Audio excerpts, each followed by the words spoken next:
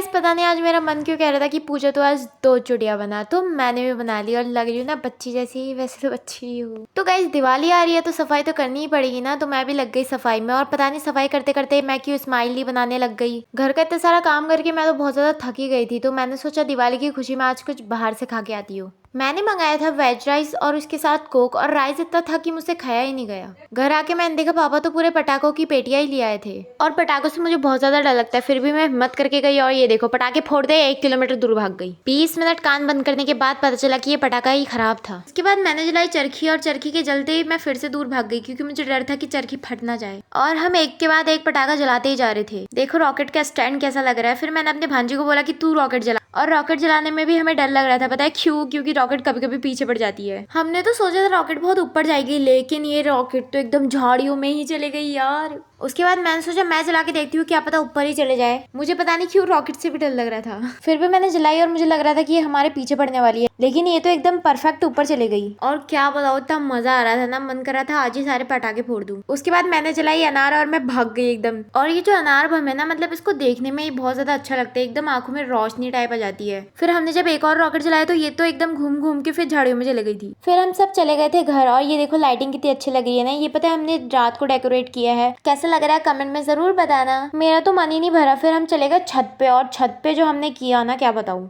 ये देखो फिर हमने रॉकेट जलाई, और हम बार बार अलग अलग पटाखे फोड़ते जा रहे थे, और इतना मजा आ रहा था ना देखने में, क्या बताऊं। मैं तो दूर से देख रही थी क्योंकि मुझे बहुत ज्यादा डर लग रहा था। हमारे साथ हमारे भैया लोग भी फोड़ रहे थे, और ये लोग तो हाथ ही में फोड़ने लगे। बताओ डर जैसे है ही नहीं इनके अंदर। और एक रॉकेट तो एकदम से घर के अंदर ही चली गई यार, हम तो डर लग गई। उसके बाद देखो एक तो हमारे पीछे ही पड़ गई थी। मतलब मुझे डर भी लग रहा था और मजा भी आ रहा था यार। और मेरे भाई की बदतमीजी देखो आप लोग। फिर तो हद ही हो गई, सब हाथ में ही फोड़ने लग गई। ये देखो फिर भैया ने बोला तू जला, और मैं जलाने गई, लेकिन मेरे को सीरियसली इतना डर लग रहा था ना, 2-3 बार के बाद तो मैं जला ही नहीं पाई। और मेरा भाई अलग ही अंतर्यामी है, पाइप में घुसा दिया। बताओ वो ऊपर ही नहीं गया रॉकेट। हमने तो सारी रॉकेटें खत्म कर दी थी, मतलब रॉकेट जलाई। उसके बाद एक भैया ने स्काई शॉट जलाया, और आज तो बहुत ज्यादा मजा आया।